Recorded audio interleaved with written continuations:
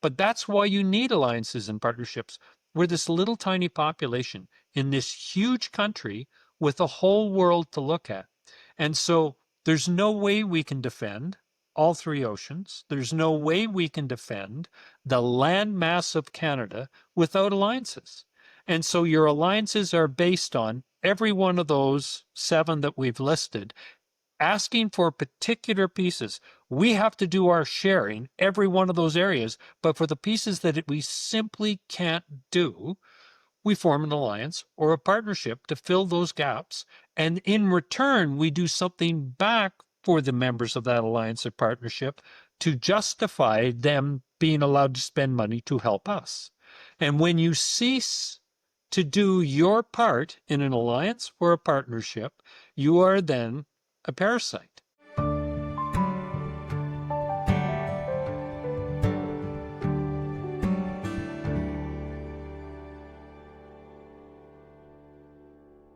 And welcome to another episode of Dialogue Over Division for the series with our friend David Redman, former Lieutenant Colonel with the Canadian military. And we're talking about David's paper about Canada 2024, where he identifies 6 national interests for Canada.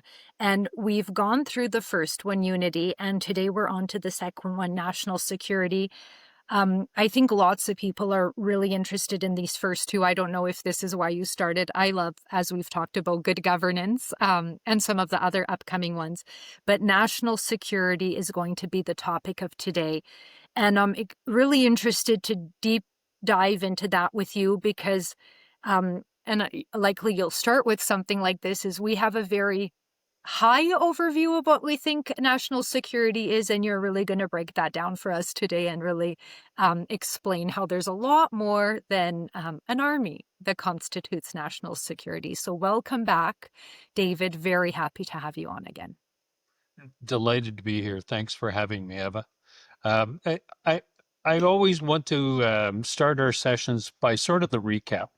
Mhm. The 6 national interests that define a country are done in every country in the world and are really important for democracies to take the time to engage their citizens and actually to have the citizens formulate them, because without a 25-year vision for a country, the country wanders and intentionally or unintentionally blunders into areas that it shouldn't and that are really dangerous for a democracy.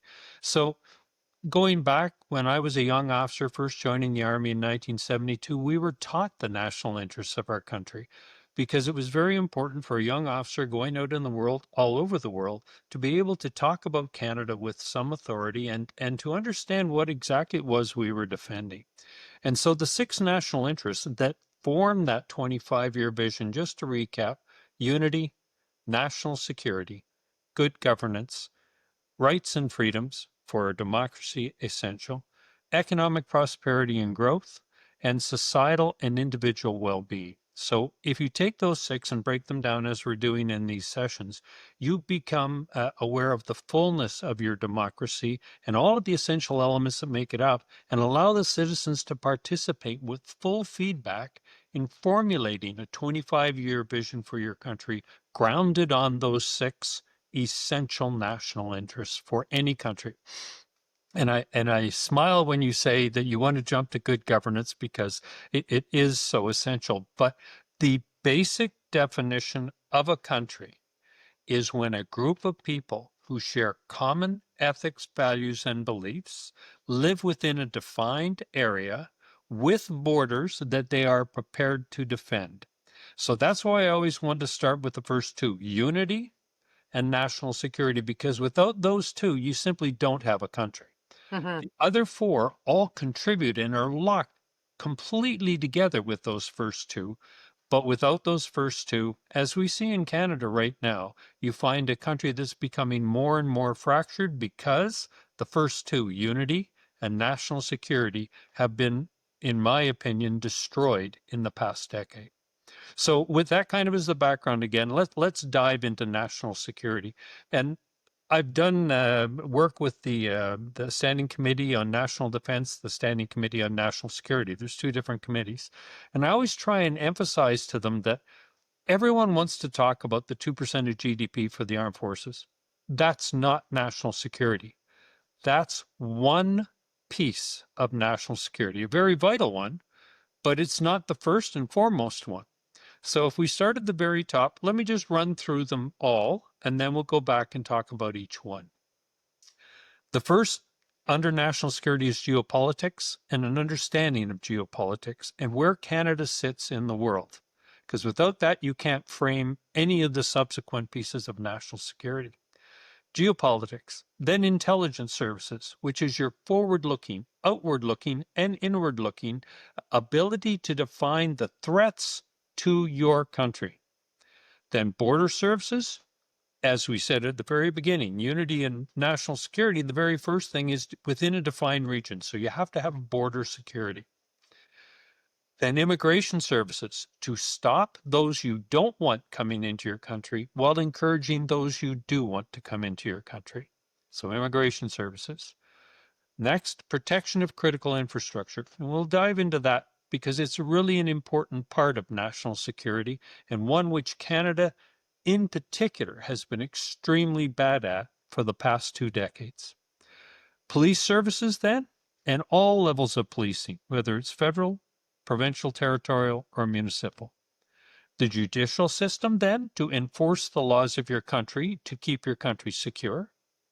Then emergency management services, which are those things that respond to all the hazards, non-military, non-policing, for in support of government to make sure that citizens live in a society where risk is managed in an appropriate way, but not completely managed because most of risk belongs to the citizens. Then alliances and partnerships, all linked to your national security. And I always come to this point, and we'll talk about it a little bit more, because Canada is a country, the second largest geographical country in the world, with the 38th smallest population in the world. There's no way Canada can take care of all of its national security without alliances and partnerships. So we'll talk about that more in detail. So I've gone through all of them. And at the very end, I want to then say, and now we get to the Canadian Armed Forces. So clearly, I've come down quite a list. And when I get to the Canadian Armed Forces, it is the force of last resort to support all of those which I have gone before. It cannot fail. It is the force of last resort. If it fails, all of the rest are in jeopardy. And without it, you can't form a meaningful relationship with your alliances and partnerships to ensure all of the other pieces that have come before. So with that as a background, we can start right into it and we can work our way through each of the elements. But just throw it back to you just to say, I want to make sure people understand where the CAF fits, but that national security is one of those first two essentials, unity and national security. That's great. And it's just amazing that there's so much to it. And everyday folks like myself would not have turned our attention to all of this. And I trust you're going to go there. But the first one you started with geopolitics, and I've heard that word a lot. And I'm not entirely sure I know what it means. So I trust we're going to get into what that means, especially in this context. So maybe if we could start there. Absolutely, because it frames the whole discussion.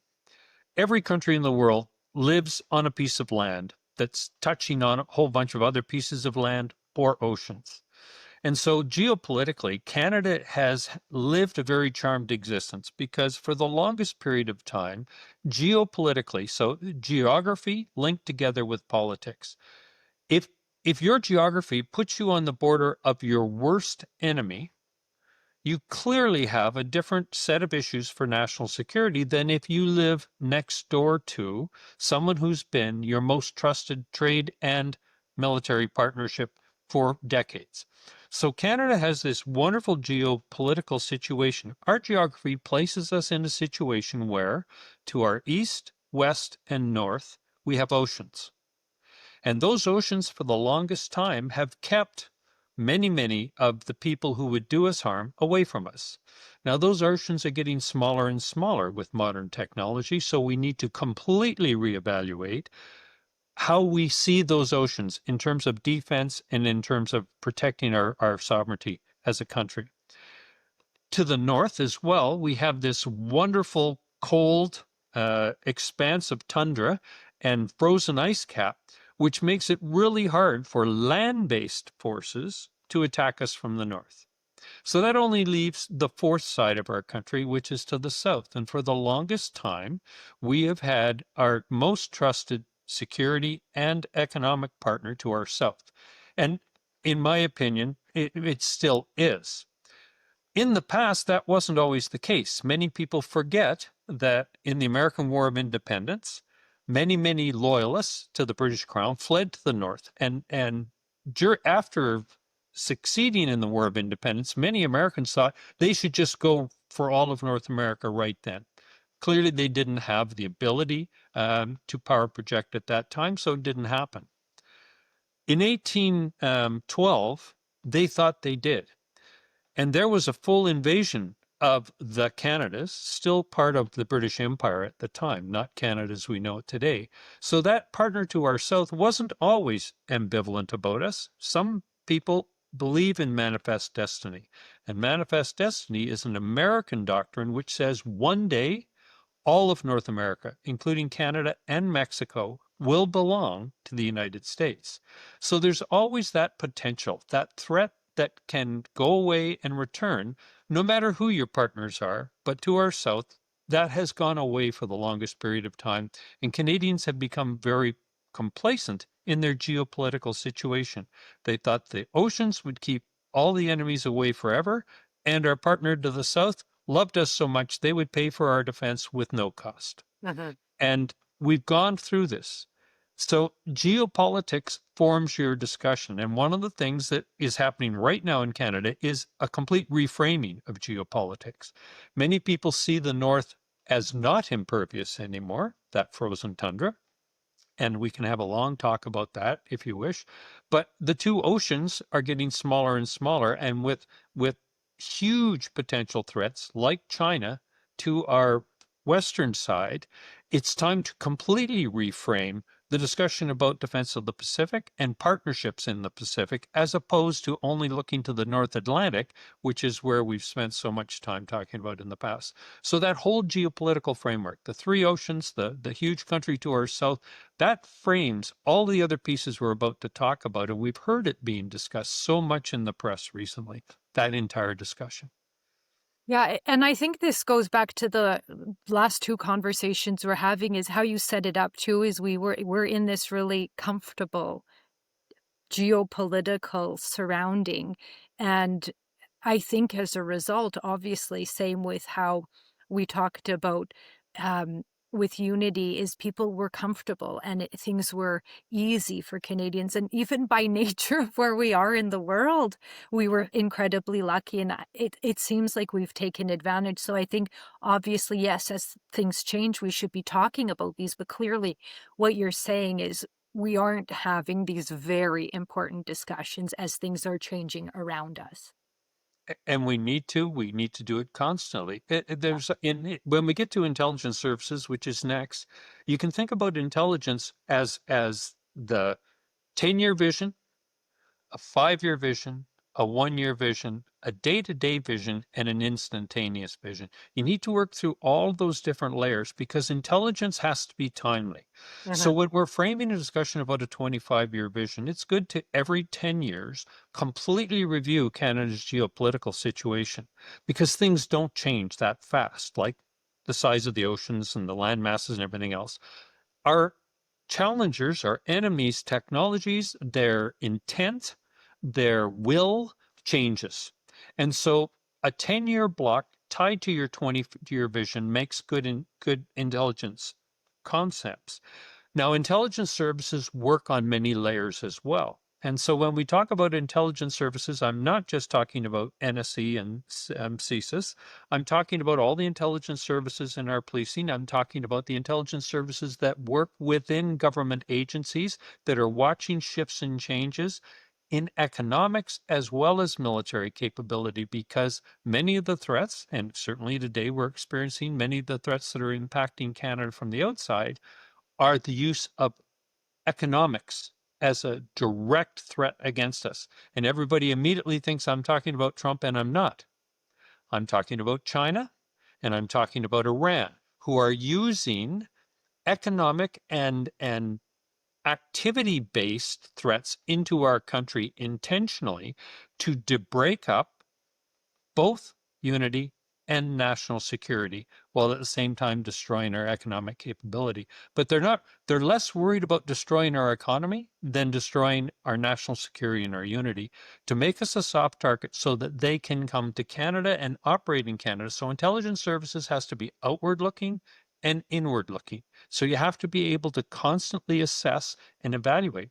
And unfortunately, what we've seen in particularly the last decade is the government holds, and you're going to hear me use this word a lot, in disdain our intelligence services. The threats are being evaluated and really well done by many of our intelligence services, CSIS being one that I'll use as the prime example. They present on a very regular basis to the government very detailed assessments of the actions of all of the nations in the world with respect to Canada and those which are the greatest threat. Those intelligence summaries and assessments have been completely ignored. And in my opinion, intentionally completely ignored because our government wanted to be friends with China when China was clearly attacking our citizens, taking them hostage overseas, attacking industry within our Canada's country, interrupting and playing directly into our election system and destroying faith in our election system. So when we get to good governance, they are intentionally attacking good governance. They're attacking each one of the elements of our six national interests. We've watched them attack unity, we've attacked national security, good governance, economic prosperity and growth, as well as societal well-being. So we've watched them do it. The intelligence services have very clearly defined and reported on it and been ignored to the point that they've almost given up. They've stopped trying to alert the government of Canada, and we start to see leaks to the public through non-mainstream media because legacy media it is in support fully of government right now, and so won't even report what CSIS and NSC and others are trying to tell the Canadian public through the government, so they have to do it more directly and thereby break the law by trying to give us intelligence directly. So the intelligence services, both outward looking and inward looking, what's happening within your country, and what are the groups that are active in Canada right now? We have the largest group of IRGC, the Islamic Republican Guard Corps, operating in our streets. These huge protests we see every weekend in every major capital, their direct attack into our election systems and into other systems within our country that are now blatant. When I ran counterterrorism for Alberta back in 2001 to 2005, we knew that in Alberta, we had one of the largest fundraising group for Al-Qaeda and ISIS. I put it to you now that pales in comparison to what the IRGC is doing every single day on the streets in our country, blatantly and openly, one would have to say with the support of government at all levels, because they're not being stopped by municipal government with their police of jurisdiction. They're not being stopped by provincial government with their policing, and they're not being stopped definitely by our federal government. So the intelligence that we know, inward and outward, is being ignored. But it's the second most important as we work our way down, the second of the services which we need to spend far more time supporting, talking about, but not creating a police state with. So, immediate question hearing that CSIS, and then you said NSC, which that acronym I just didn't know. National Security Establishment, they're the ones that listen to all of the radio chatter and communications. Okay. And then CSIS puts it together, provides a detailed report to the government, and the government willingly disregards it. Why?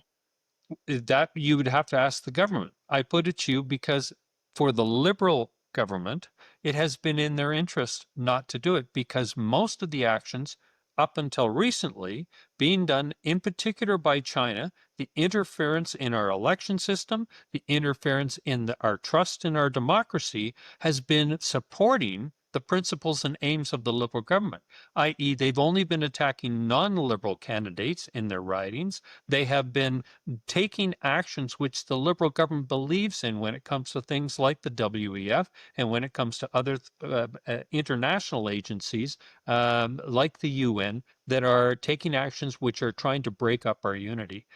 Maybe it's at this point that you need to say something that I've been saying very clearly for quite some time now. China is the predominant threat to the free world.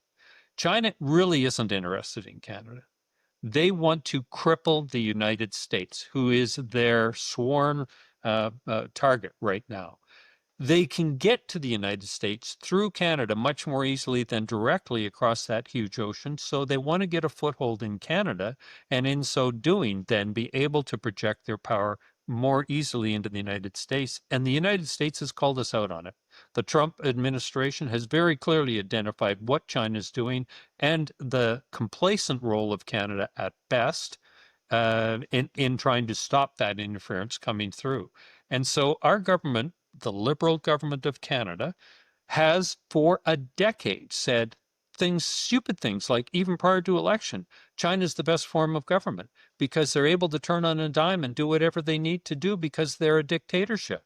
That's not what Canada stands for, but it seems to be being more and more what Canada is allowing to happen in our country. Yeah, great points. And I think last time I asked why, and I th- it was about control is what we came to. But here too, it seems so incredibly short-sighted by those in power right now. And that's what I just like, I can't wrap my head around sometimes when I see elected officials and bureaucrats and those in public service, happy to take a short-term gain and then not recognize or not care about the long-term impact. And we're talking about things like the democracy of our country, the ability to have a free and democratic society, and just allowing that to kind of go disregarded for a short-term gain. Like, are they that short-sighted? How is it that and how is it that this is continuing? Like I'm really having a hard time. The thing too that I was going to say is what I think bothers me a lot is they constantly say that we're, the party of inclusive and all like the goodness and we want to maintain democracy, and they're the perpetrators of the things they're accusing others of more than anyone, it seems. Absolutely correct. And if I can point out that we haven't had a meaningful sitting parliament in close to 2 years. Yeah, good point. When COVID started, way back in January of 2020, the Prime Minister of Canada, Justin Trudeau, tried to close Parliament for 18 months to give himself executive and sole spending authority for 18 months. Now, he got caught, and Parliament ultimately said no, he couldn't do that. So he waited till the emergency was declared, and then he closed Parliament. And it took them months to establish a ridiculous Zoom call-in system. But still, for months and months and months at a time, they simply don't sit. And we've watched them take supposedly, in the words of the Prime Minister of Canada now, Carney, the most existential threat to our country since World War II, and they take summer holidays. Yeah. He has invested in himself and the previous prime minister executive authority that does not exist in a constitutional democracy. The prime minister is not a president. He is the leader of a group of representatives that represent the will of the people who don't even get a chance to discuss or debate in parliament because they aren't sitting. So why? Because it meets their aim. And as long as they can keep winning elections, that's the only thing that matters, because then they have complete control over what gets invested in, what the progress is, and what the future is, with no debate in Parliament. But we're heading for governance rather than Oops. the whole idea of intelligence services is to give the Canadian people a clear assessment of the threats to their democracy through the government, but the government is now acting as a complete wall, and all that information is hitting that wall and falling on the floor so that the government can retain control. But that's in a definition of national interest. Canadians should be demanding that the intelligence services report at least annually and far more frequently in times of urgency, like now, um, directly to the Canadian public. Yeah. And so intelligence services. So we know where we sit geopolitically. The intelligence services are our eyes and ears to the entire world and internally within Canada, never becoming a police state at the same time. Yeah. Well, and I think that, yeah, those two are very clear now. I wouldn't mind talking about a little bit more about the north area, but I think let's move on because there's so many interesting things here. Like we went through two, and then border services. That's just such a big one too. So let's go to border Let's keep services. going. The CBSA, the Canadian Border Services Agency, and is not alone. There's also the Coast Guard and all the other pieces that link to protecting our borders, because we've got three huge oceans, but we Yeah. also have all those air transportation methods of coming in, as well as that land border that works both ways, to going to the south and coming from the south. And we watched back in the last decade, that border to the south seemed to be porous. We saw immigrants pouring across our border, illegal immigrants, not legal immigration, illegal immigration pouring across our border, and our border services seemingly unable to stop them and encouraged by the government not to stop them. So I have good friends in the Border Services Agency, and frustration is the nicest word I can use, that they express in being permitted to do the job we as citizens are paying them to do, which is to defend our borders, to stop people coming into Canada who should not be coming into Canada, and to take those who have come into our country inappropriately and remove them from our country. And so our border services are, as I said at the very beginning, a defined group of people within a geographic area that they're prepared to defend. Border services are your first level of national security right on your border, non-military. They are the civilian asset for trade and commerce, but also for stopping immigration, illegal immigration, inappropriate refugee immigration, all those other forms of transport coming in and out of our country, in particularly human assets bringing inappropriate goods. We look at the Port of Vancouver, it's known that the Canadian Border Services Agency is totally ill-equipped to manage our huge seaports. We're doing less than 1% of sea containers that are coming into our country and being able to inspect them. And we know that very bad things are coming through. And I don't just mean fentanyl. That's the first thing that jumps to everybody's mind. But human trafficking, illegal goods, the breakdown of regular commerce coming through into our major ports of access, because a sea container is a much easier way to bring massive amounts of goods than an individual landing on an airplane with a small bag. So you need to be able to put the assets you need to protect your borders against all forms of interference coming into your country. So intelligence services warns you it's coming, if it can. Border services stops it when it gets there, but we seem to have a government that has stopped the intelligence services warning of the early arrival and is not funding the border services to make sure that whatever is illegal is coming in. And I think we need to then link it right away to the next bullet, which is immigration services, because we've seen immigration in this country, in particular in the last 5 years, but certainly in the last 10, the immigration services of Canada has been reversed. Instead of ensuring that immigrants who are going to be of a benefit to our society are screened in their homelands and brought to Canada in groupings that can be assimilated into the national ideal of our unity. And we had a long talk about our unity and the values of Canadians. You don't allow someone to immigrate who is going to destroy the unity of your country and destroy the beliefs and values of your country. So immigration services jobs is to make sure that the people that are coming to our country, who want to come to our country, are here to support our unity and not to be a national security threat. We've seen exactly the opposite happening for the past at least 5 years, probably the last 10 intentionally, but in massive numbers in the last five. When you accept 2 million people into a country of 40 million, you know it's going to have a massive impact. The question is it positive or negative? And we've seen it to be extremely negative because the people that are pouring in do not support the basic ethics, values, and beliefs of Canadians and are now protesting in our streets saying things like, and I mean, quote, death to all Canadians.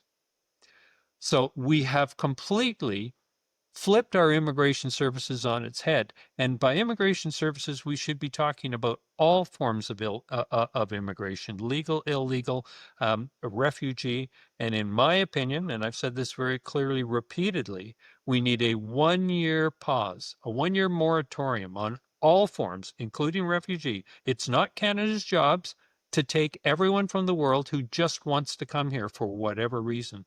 We Yeah. need a 1-year pause, and we need to completely rewrite through a task force the immigration policy for our country and define it very clearly with Canadians fully involved. So Canadians agree or disagree with what the government's doing. The government just doesn't write it like it's doing Yeah. right now and has done for the past decade. It has to be with the full involvement of Parliament and the views of Canadians and what we want our country to be in 25 years. Do we want a country that looks like Canada of 10 years ago, or do we want a Canada that looks completely different? And Canadians get to have a vote in that, and they need to be engaged in it. So just on that is, I want to stop just on the immigration for a minute, because this is the one that gets the attention, I think, a lot more than any of the other four we talked about. And I think the pattern that I've heard here today, which obviously causes a lot of concern, is that we have these departments and these areas that are public service areas, but what the pattern is that they're they're not given credence or being disregarded. So regular Canadians are here sitting, they're paying their dues for this social contract we've entered into in Canada, saying, here's my money because I understand that you're going to take care of the geopolitical environment that we're in. You're going to do intelligence services to ensure that we know what's going on, what the threats are. You're going to ensure our border is safe, and you're going to be vetting immigrants through an immigration policy. And what I'm hearing, which each of these is the people in those places are being disregarded or being not well, whatever it is. We haven't even gotten to funded, but I think we talked about that briefly.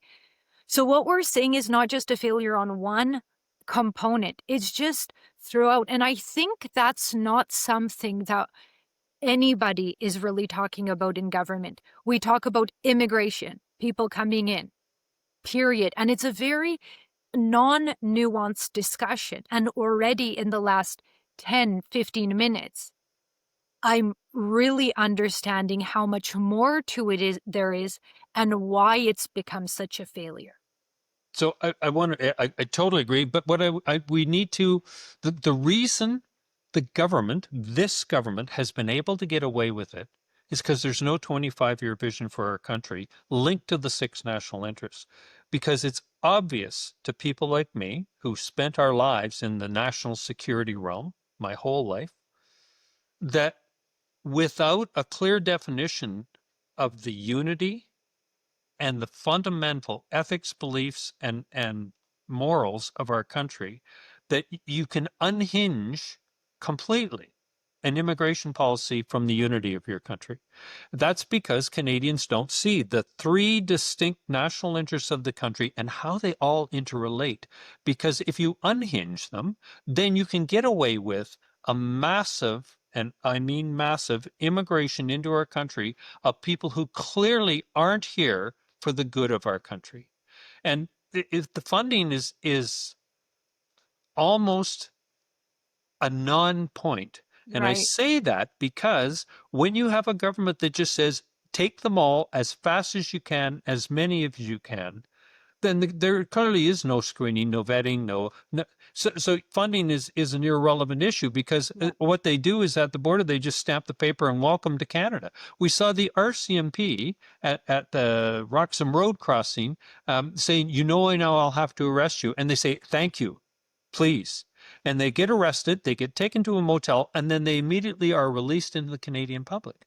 There is no documentation to follow them. There is no way to. We have hundreds of thousands of students whose student visas have expired and they have no idea where they are. So funding's not the issue. It's the ridiculous Mm-hmm.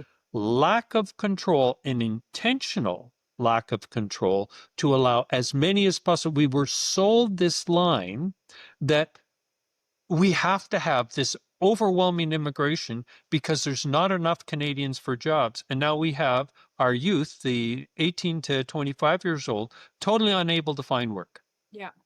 So one lie led to the next problem, right? And so it's this constant, a moratorium for a 1-year period to completely rewrite the immigration policy for our country. But that immigration policy has to link unity, national security, because this unlimited immigration is having a huge effect on every one of the bullets we're talking about in national security, on good governance and how it's being used to break up good governance, on our rights and freedoms, the very basic rights and freedoms that we'll talk about later in terms of the equality of women. This unlimited immigration with groups of people who have absolutely no regard for the rights of women is clearly not linked to the 6 national interests of our country, let alone economic prosperity and growth and personal and societal well-being. So until Canadians demand that the 6 national interests be clearly defined, linked to a 25-year vision, you can have a government that can pick away at any piece of what we're talking about and use it for their own aim to get reelected rather than for the good of our country. Chilling is all I can say. Yeah. Well, let's Let's get go to to the next bullet. policing. No, let's go to protection of critical Oh, infrastructure critical. Yeah. before policing. Protection of critical infrastructure. And many Canadians, when they hear the word critical infrastructure, they say, oh, yeah, I know what that is. Well, actually, they don't. Critical infrastructure, many people have tried to define, and the US after September 11th said everything is basically critical, all those essential systems, and it's a systems approach rather than an infrastructure approach. Absolute BS, in my opinion. I actually ran the critical infrastructure from a clean sheet of paper here in Alberta. The Premier of the province, Ralph Klein, established a task force on security, and I became the lead of the group that built the Alberta Crisis Management Counterterrorism Plan from a clean sheet of paper. Critical infrastructure is about maybe 5% of even the most critical industry. So let's use an example to walk people's minds through this. Not every wire that comes into your house that brings electricity into your house to you is essential, because if you lose your electricity, but it's not critical because you can go to your neighbor, you can go to a friend's, you can go, to family and friends. And if your power goes out for an hour and a half, that it gets restored.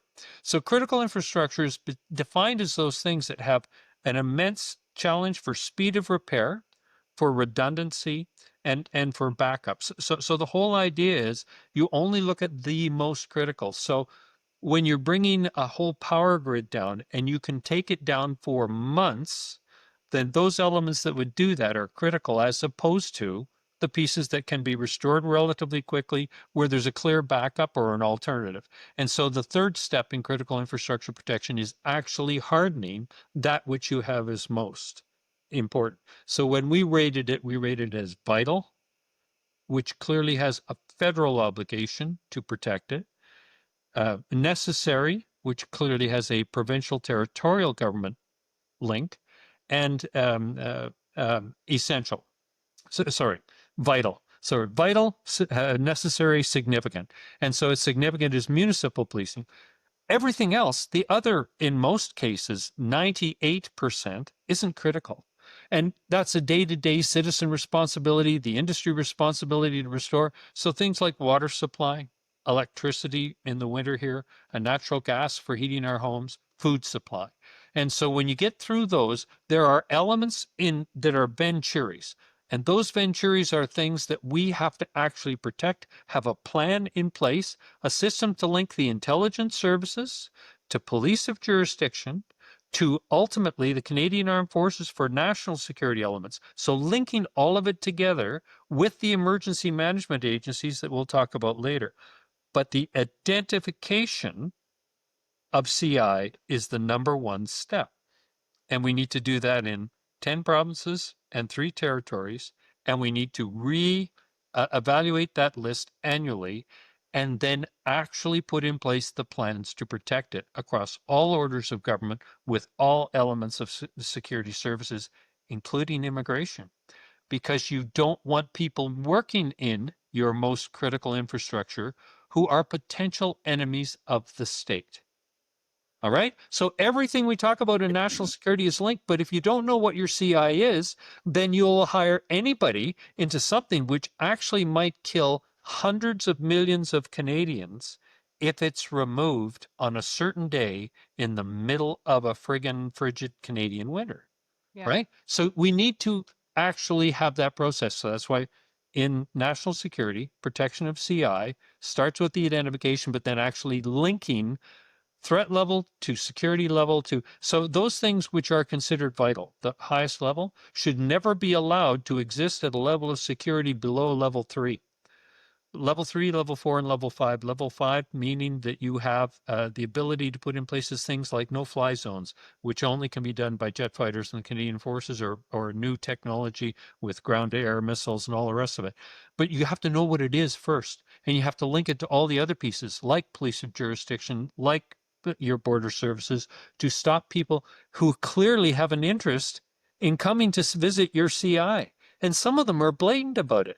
They're here on business trips, walking into our most essential infrastructure, taking pictures, and going home. Okay, so Yeah. far, you can see the linkage already Yeah. growing between each one of the bullets as I come down. But Canadians are intentionally not well informed about CI, right? And no, you don't want to put the list out there. Yeah. You never do. That's a secret list. And the reason it's secret is pretty obvious. But they need to understand that there is a process and there's a reason why sometimes they just can't go visit things they'd really like to go visit. Well, and I was just going to say, I don't know if it's just that they're uninformed. And on this point, I get it that, Canadians shouldn't have that kind of information, but it's like there's a big gap. Canadians believe these things are happening, and we assume that the government is doing these things. And here it's turning out that none of these aspects are being complied with. And then no wonder we're in the position that we're in. And I'm going to say the same thing I said before. This all just seems like so much common sense to me, too. It It's, would be, wouldn't it? yeah, When we started that program and found that great gaping hole after September 11th in our own province, um, we we intentionally did it with as much transparency as possible. Once Ralph Klein had approved the crisis management plan for the province of Alberta, we did a full public with media present 3-day discussion in Calgary. Now, wow, media was removed for all the classified portions, but we intentionally brought mayors and reeves in and said, this is what's in your yeah, municipality. You have a responsibility here. And we did full disclosure as much as we could to as many trusted people as we could. And so transparency is a huge part of national security. Canadians have the right not to live in a police state, but to know that essential national security actions are being taken and what they are, not how they're being done. yeah, Right? So if we move down, then we get to police services, and so municipal, provincial, and federal police services. We're just starting to have some serious conversations about them. When we walked let's talk about the Freedom Convoy. It's a very timely, topical thing. Police services in Canada at the time of the Freedom Convoy were essentially responsible for huge pieces of what went on there. Whether they were the municipal forces that were happy to help the Freedom Convoy move all across our country from both sides and collate, the municipal police forces that actually told them where to park and helped them and provided certain services, the provincial police services who basically sat back and did nothing all the way through in each province and territory, but particularly the OPP, who, when it became clear what that there was challenges in Ottawa, sat back, and the premier of the province went to his cabin. Yeah, I'm good. And then, I sorry, will just defend a little bit the OPP because throughout the Public Order Commission inquiry, they were the ones that seemed to have the best head on their shoulders. And what I will just provide is that on the intelligence service, it seemed, and this is me being a lay person slash lawyer that observed, that they were gathering information, but the local police disregarding. So the first 3 weeks was just finger pointing, which was embarrassing to watch as a layperson and internationally an embarrassment if people were watching. And then the underlying concern and request was we needed more resources. And I was just like, I don't think it's resources, people. nope. There's a lot of problems that you seem to be glossing over here. So I'll just put that little comment in because that's what I observed, and I think they were frustrated because it was the same like you mentioned when CSIS was providing information to the government. It was like thanks but no thanks. Well, and we watch now then the federal police forces Oh, involved doing everything they could to justify what the government was doing. But clearly, no one of those police jurisdictions, whether it was municipal, provincial, or federal, told the federal we had a government that they needed the Emergencies Act. and we had a fourth being the Parliamentary Protective Services. And none of them believed the Emergencies Act was required, and yet the government lied and said the police told them it was required. Yeah, and So, CSIS, y'all, yeah. so the entire process was flawed, and our police of jurisdiction were abandoned, in my opinion, by their government, whether it was the mayors and reeves, whether it was the premiers, whether it was the prime minister, who, and you don't want or government ordering police to do certain things. That's a police state. But there has to be a clear statement of requirement. The entire process. And what we're seeing today is 10 times worse. Every weekend in all the major cities of our country, the IRGC is paying protesters to march in our streets to scream death to all Jews, death to all Christians, death to Canada.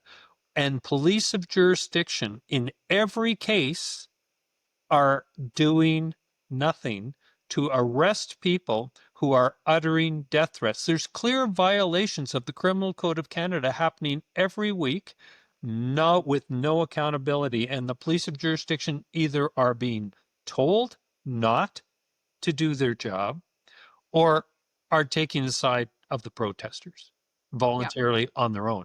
And we need an inquiry to find out what happened to police of jurisdiction in this country. Okay. Yeah. And I believe it starts from the top. I think it's intentional being told not to, because I know so many members of the services, as you just pointed out, that express routinely to me massive frustration, whether the RCMP, provincial police forces, or municipal police forces, that they aren't allowed to do their job. And even worse, when they do their job for crime, for blatant murders and rapes and break and entry, and the next bullet on my list of national security is the judicial system, and we live in a catch and release society. But before we go there, I just want to make one more comment on the policing because I think it's an important point to make for everyday Canadians as well, because there's a discussion, at least in Alberta and some provinces that don't have a provincial police force. And then going back again to what I observed during the convoy, one thing we have to recognize, and again, I don't think many of us put our minds to it, is we have local police force for cities. So Edmonton and Calgary, for example, have their own police force.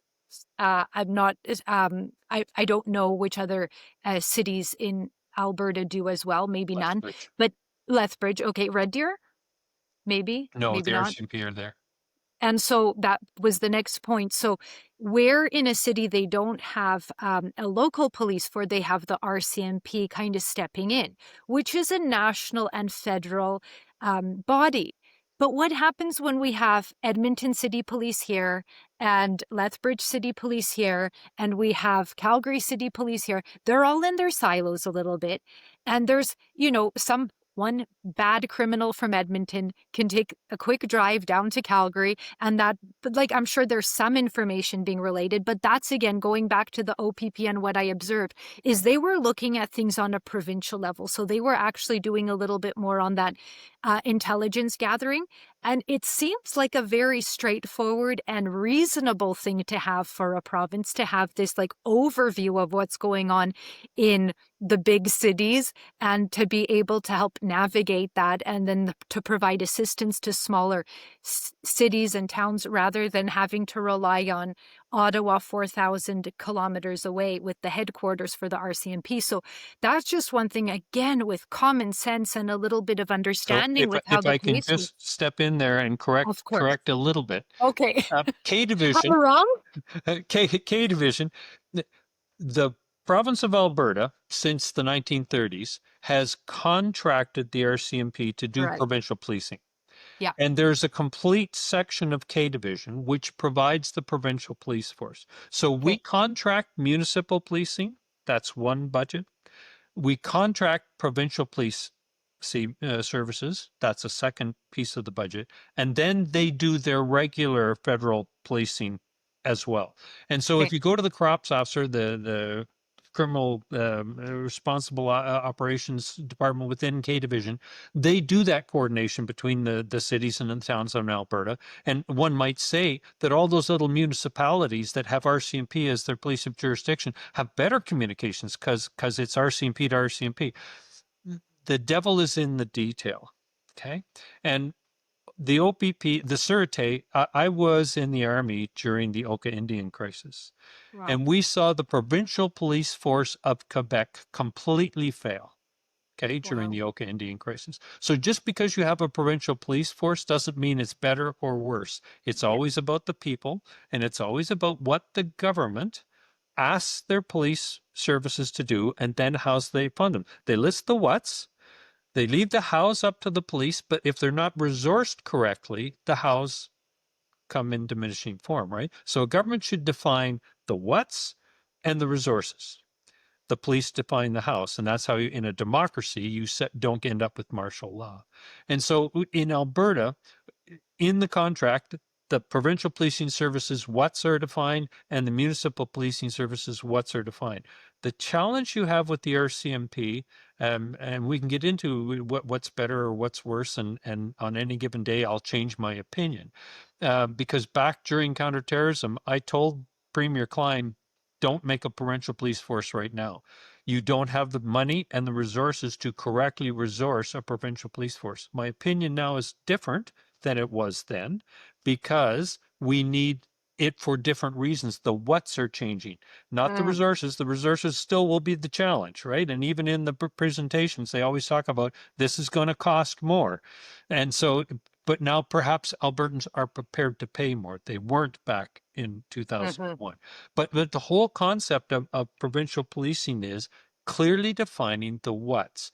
And in a province like Alberta, with a very clear demographic split between urban and rural, you need to have your what's clearly defined that link all the essentials for the rurals just as important as the essentials for urban, because they're completely different. The types of activities that are happening within the downtown core in Edmonton and Calgary that you can see on the streets every day is way different than out in farm country in the cow-calf operations around red deer, right?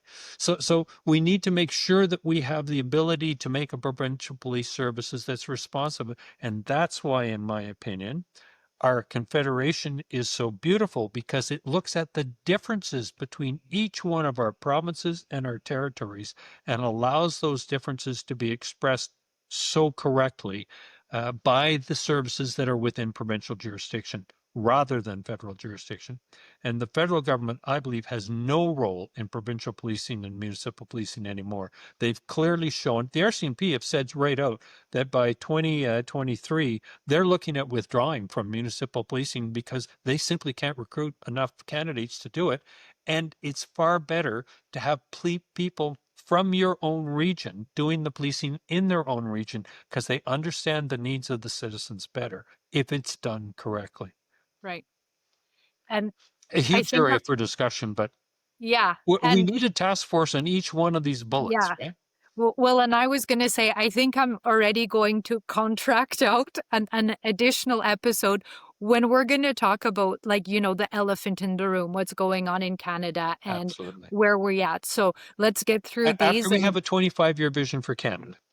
yeah, after we go through all of this, and apparently we create it, then we can have that discussion. But judicial system, oh no, I'm a little bit worried here what you're going to Oh, say. okay. Well, to me, the judicial system, and we're going to talk about it more in good governance, okay? But Yeah, let's just talk about it singularly in its role for national security, because you must, all those ones I listed above, the intelligence services, the border services, the immigration services, the protection of CI, and the policing services, link directly then in national security, forget all the other pieces, into the judicial system. And so the judges that sit on our bench and the crown prosecutors that represent the government must understand national security in order for the judicial system to do its job, to only go after the people that are clear, imminent threats to our country, to our province, or to our town, under every one of the six national interests, to our unity, to our national security, to our democracy, and what I'm finding more and more is the judges and the crown prosecutors don't understand national security at all, and don't right. understand that by not removing illegal immigrants from our country, they are a direct threat to the critical infrastructure that will affect them tomorrow, that they are a direct threat to the unity of our country, which will dissolve Canada into smaller and smaller pieces for other people to take over. So we need a clear education of our judiciary in all its forms on national security alone. They have a huge responsibility across every one of the national interests of our country, but no more critical than national security. And so when they believe to give somebody the benefit of the doubt, it should never be in the realm of national security. There can be no doubt that someone who has expressed an intent to harm Canadians is a threat to the national security, and therefore does not deserve the benefit of the doubt. Where you can maybe be a little more lenient in fraud, in other types of crime in our society, perhaps. I put it to you that justice must not only be done, it must be seen to be done, and it must be transparent and equal to all. But in national security, you always err on the side of the public, never on the side of the individual when it comes to all of the elements we've described so far. Well, and I want to jump in here because obviously this elephant in the room about the prosecutions of the protesters during the convoy and what they've experienced with the judicial system as compared to some of the examples that we've heard day in and day out of citizens or non-citizens, immigrants that are not yet um, don't have papers I are want to use the word that you used in one of your posts just last week, okay. the difference between mischief and sedition. And Right. Oh, yes, the please. court is not ever trying, in this case, the one that we're hearing today, Yeah. sedition is not part of it. And yet the Canadian public has it in their mind that these two are terrorists, and the court is trying them on mischief, Mischief. not sedition. And to me, sedition is a national security. You go hard. Mischief, we know what previous people charged with mischief has received as punishment. This is absolutely lawfare. This is the government and the Crown prosecutor, as I said, not understanding national security. And what's the difference between a national security threat and mischief? All right. There's a huge difference. Now, if you talk about critical infrastructure protection, linking back up the top, as soon as there was a border crossing, I believe the police of jurisdiction, in that case, the provincial police force, should have immediately removed the protesters. Immediately removed them. Because border crossings are critical infrastructure. If they're defined in your critical infrastructure plan, the action should have been within 24 hours. The protesters were removed, and you would have seen a completely different outcome, because I think almost all of those protesters at Coots Sweetgrass and in the Windsor border crossing would have clearly understood, and it would have been over, and it would have collapsed immediately, Or and we moved. would have been happy, right? Yeah. Yeah. But Wellington is not Yeah. critical infrastructure, right? Huge difference, massive difference in terms of response, in terms of what the judiciary should be doing. And I think they even got to that point when they dismissed all the other charges in the case of Leach and Barber. They dismissed all the other charges and ended up with mischief as the only thing they had left. And now Yeah. they're trying it as if it's sedition. And when I saw Right. that post from you, I went, that's what every Canadian needs to understand, those two words, and Yeah. what's been going on now for 3 years. Well, and then I was trying to get at to even the accused.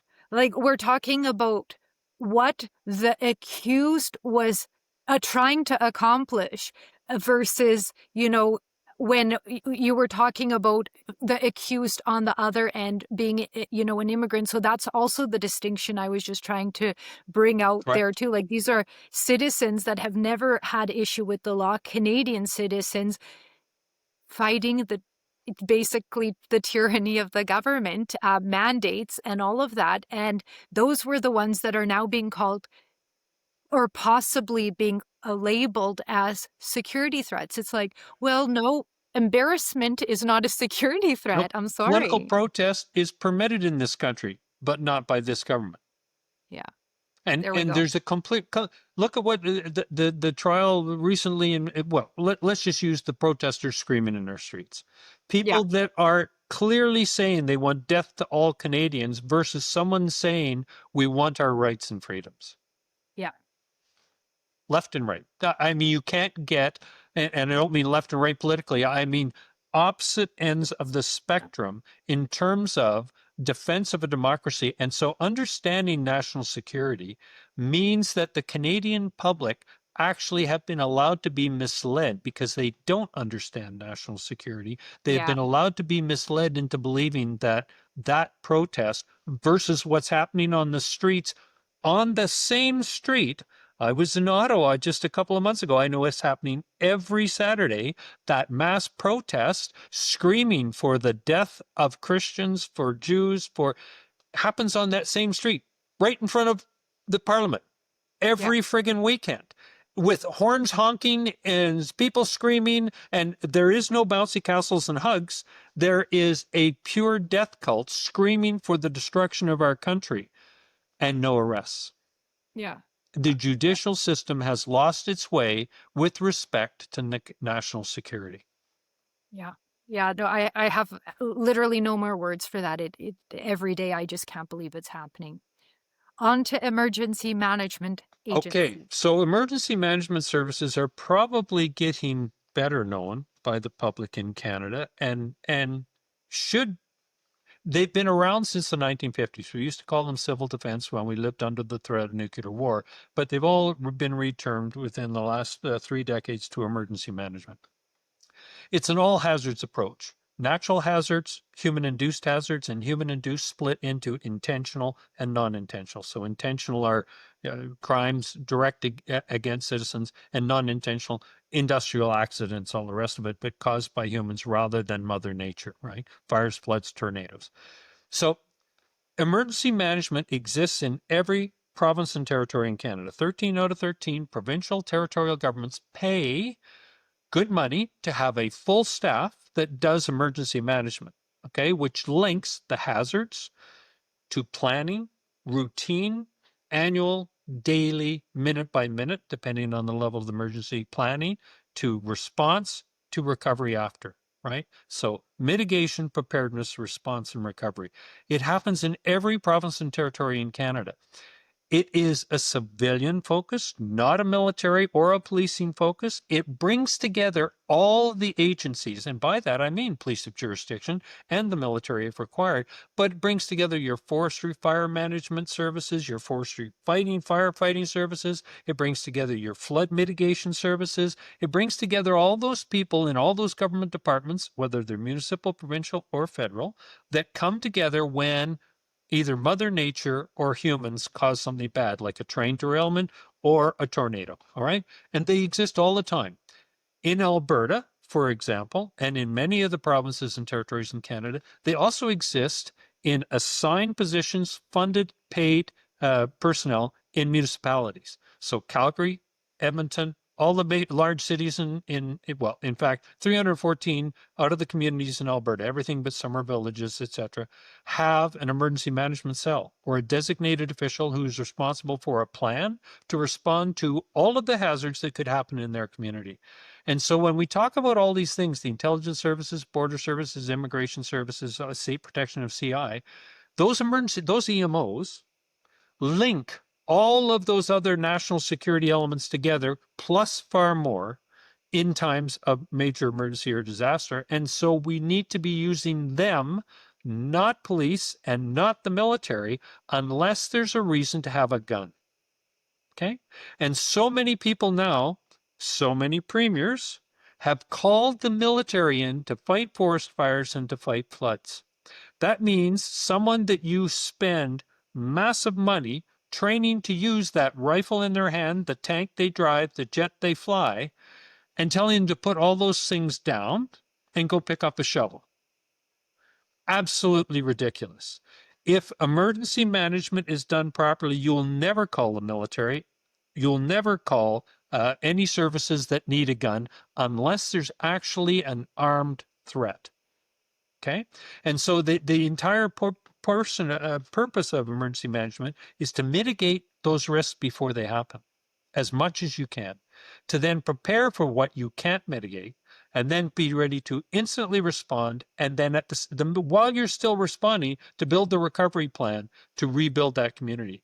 And so I put it to you that things like what happened in Fort McMurray, where the fire was burning and they were already planning the return to Fort McMurray, right, in detail. And how they were going to stage back and the services that had to be established before groups of citizens could return. So, but it links all of those other things. And so those are your eyes and ears and your instant capability, because it's at the municipal order of government and the provincial order of government that you can link all those things, like immigration services saying these illegal immigrants need to be found and removed. You don't normally need a gun to do that, right? But it can be part of the linkage of every one of those, and certainly they have a massive role in the protection of critical infrastructure, because critical infrastructure isn't normally destroyed by terrorists. It's destroyed by a tornado, a forest fire, a flood. Okay, so protection of CI is controlled and linked through the EMOs. They're the ones that tell the CI this bad thing is coming, no matter which one of the hazards in the all hazards approach, including human-induced intentional. So we need to link all of our national security together with those EMOs in 13 out of 13 provinces and territories in our country. So that kind of links the whole top of it together before we get down to the very last two, just to give Canadians need to understand the holistic, that every one of those pieces all link together.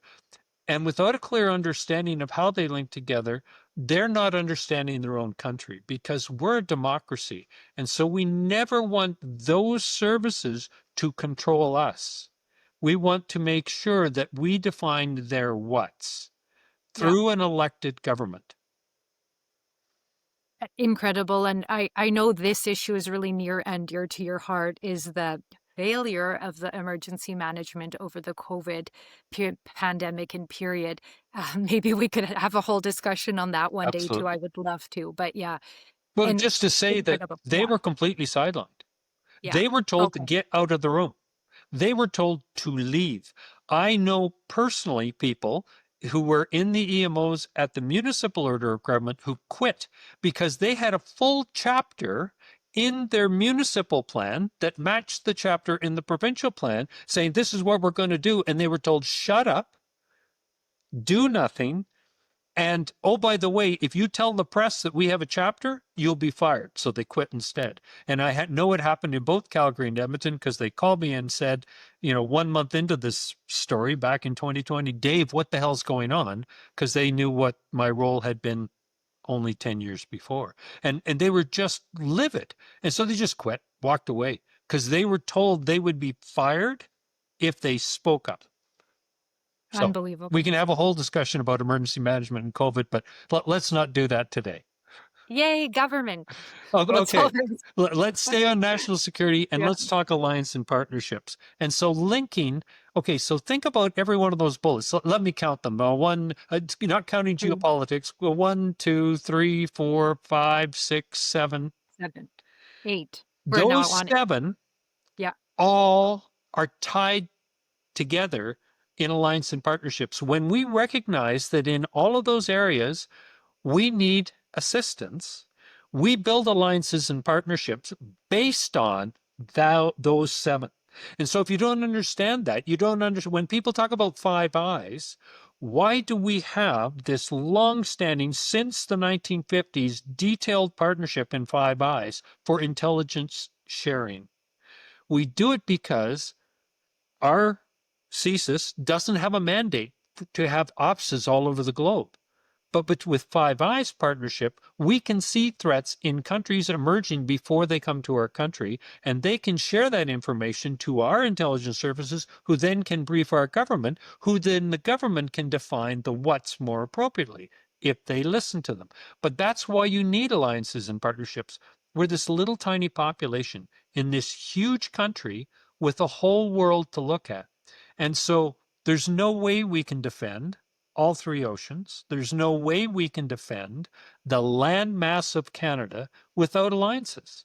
And so your alliances are based on every one of those 7 that we've listed, asking for particular pieces. We have to do our sharing, every one of those areas, but for the pieces that we simply can't do, we form an alliance or a partnership to fill those gaps. And in return, we do something back for the members of that alliance or partnership to justify them being allowed to spend money to help us. And when you cease to do your part in an alliance or a partnership, you are then a parasite. And we see alliances and partnerships simply walking away and leaving us out of discussions for very clear reasons, particularly when your prime minister takes actions which shows disdain for our intelligence services, our border services, our immigration services, our CI, our police, our judiciary, and our emergency management agencies. So why would an external partner or ally invest anything in Canada when its own federal government holds all of national security in such disdain? Yeah. So we get to the last bullet, which is the Canadian Armed Forces. And as you know, I wrote Unfit for Duty. It's in C2C Journal. And as I've always said, I never present a problem without a solution. So there's a complete task force solution on how to rebuild the CAF. But what is the Canadian Armed Forces? It is the force of last resort for every one of the bullets that I've shown before. It can back up intelligence services, border services, immigration services, the protection of our CI, when it's impossible for those agencies to do it on their own. On a routine basis, 99% of the days in a year, they should do it standalone. But as a force of last resort, the military is there when all else has failed.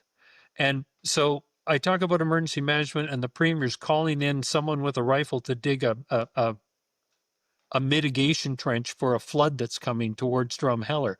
Absolutely ridiculous.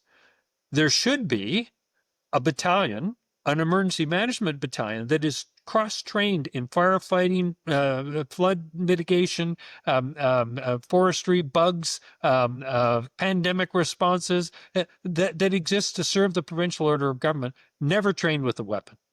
Absolutely never trained with a weapon. An Yeah. emergency management response battalion. Okay. The military shows up with guns, and there's a reason, whether it's a jet fighter in the sky, a ship at sea with cannons on it, when the Coast Guard can't intercept an armed enemy coming to our coast, or when the military is required, whether it's internally, hopefully never, or externally. But the military should only be called when you need force or a very clear demonstration of force. It is the force of last resort, which means when you get reports in the paper from the Minister of National Defense saying the Canadian Armed Forces is in a death spiral, his words, not mine, very clearly quoted in the paper all across Canada, the entire world is watching and knows we don't have a military force of last resort. I always say in every paper and every discussion I have, every country has an army, and I don't mean to belittle the Navy or the Air Force. It was written in ancient Greek times. They didn't have those things. Every country has an army, theirs or somebody else's. And the minute somebody else's army has to defend your country, you don't have a country anymore. That's why unity and national security are the two overarching of the 6 national interests that define a country and defend a 25-year vision for a country. And so the Canadian Armed Forces must be seen by every single Canadian citizen, not as a burden on their economy, but as the cornerstone of their democracy.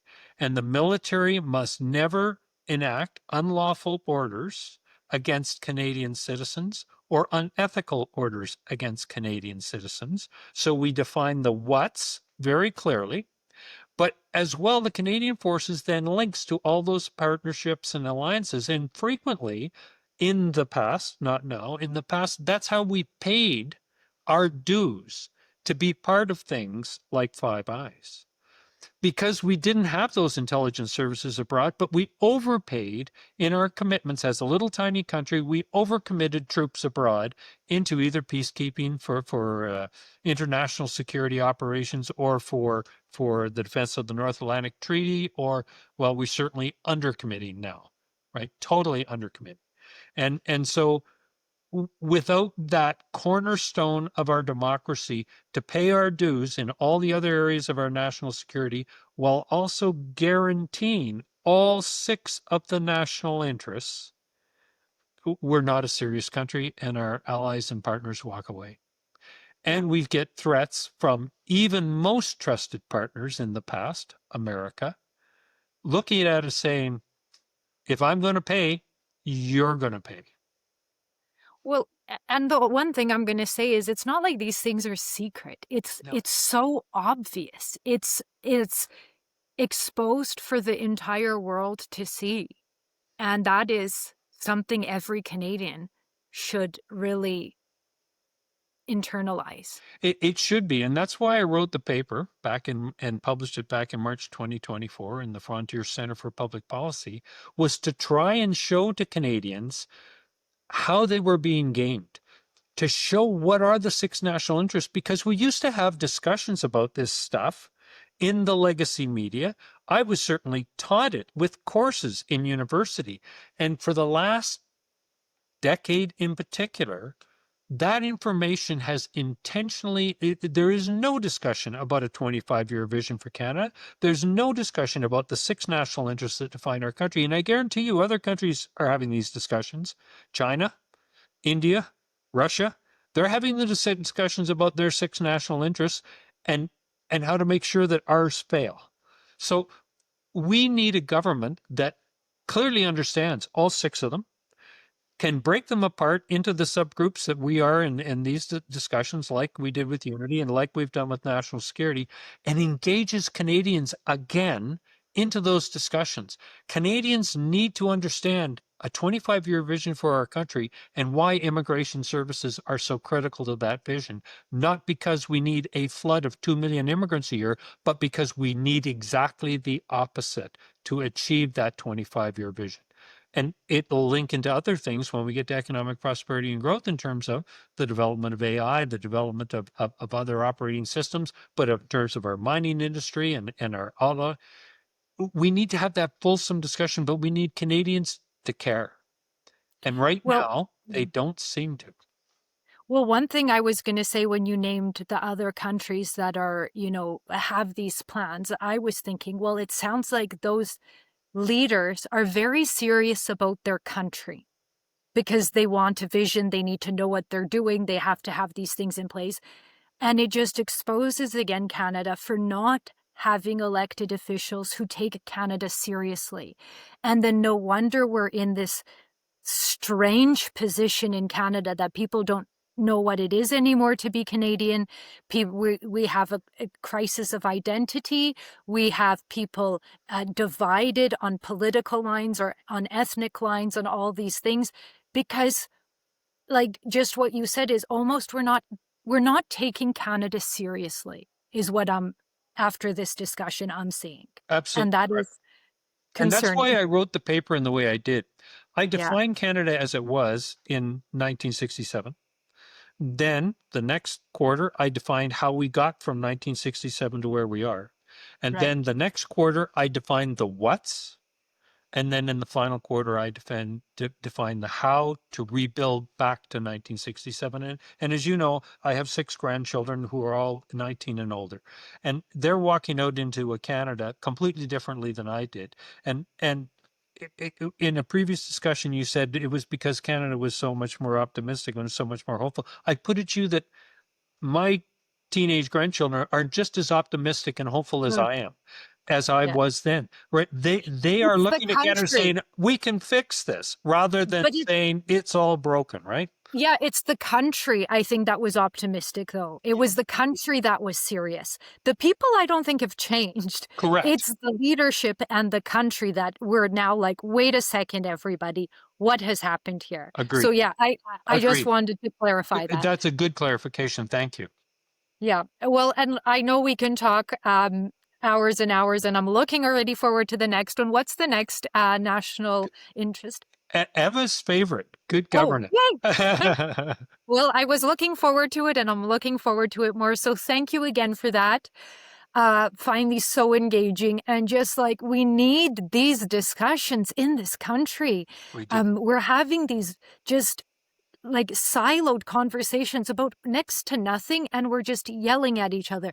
Let's have conversations with substance, with depth. Let's learn something. And wow, am I With enjoying these so. opposing opinions, but freely expressed in an open forum with logic, where you attack the policy, not the person. Yeah, and you would think again, common sense, so that's what I would expect in this country, but no, we're the exception, not the norm, unfortunately. Thank you again and again and again. Lovely to chat, and I already can't wait for the next one. Thank you so much.